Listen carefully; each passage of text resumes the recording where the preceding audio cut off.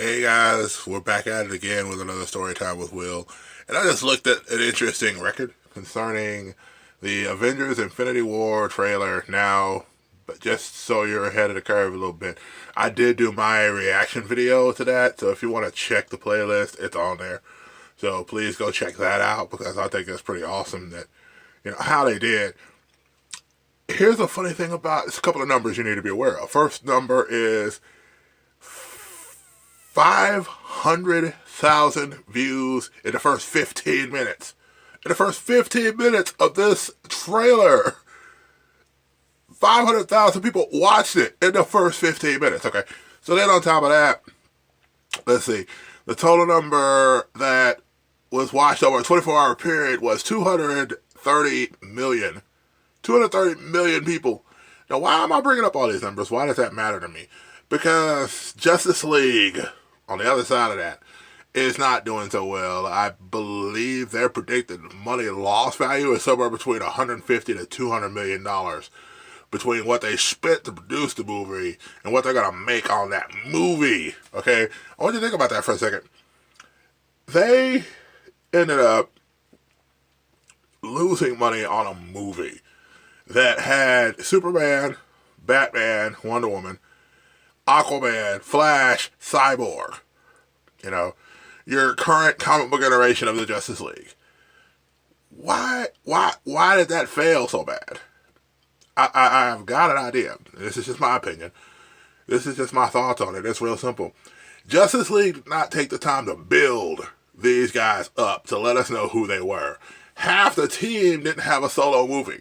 Okay, now I know Aquaman's getting one next year, and as far as we know, they're doing Flashpoint sometime, I believe, in 2019, and Flashpoint's going to reset the universe already, so we've already gone to a Justice League film.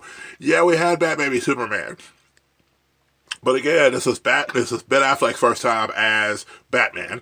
This was Henry Cavill's second time as Superman. Of course, he was in Man of Steel. And I really didn't feel like that movie gave us a whole lot on who he was, other than the fact that, there were all these crazy things, like, for example, he couldn't save his dad without anybody knowing. And so so Paul Kent ended up getting killed in the middle of a tornado.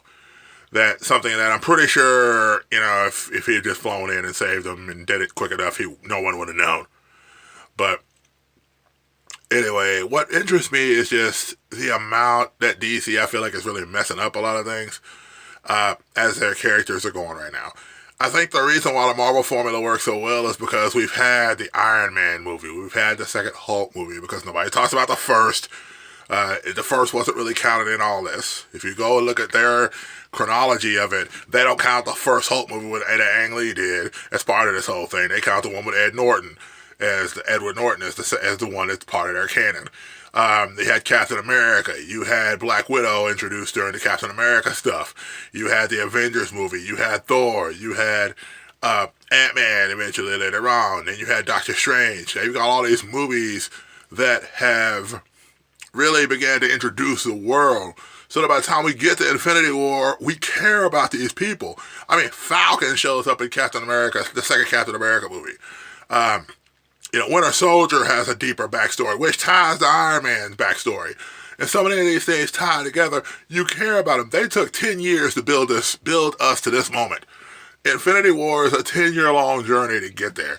Justice League, they really didn't build much. I mean, you had Man of Steel, Batman v Superman, and Wonder Woman, which if you really think about Wonder Woman was an awesome movie by itself. You'll never hear me discredit Wonder Woman, because I love that movie. But that said, other than Wonder Woman, we really haven't had a whole lot of character development with the DC characters. Not nearly as much as the Marvel characters did.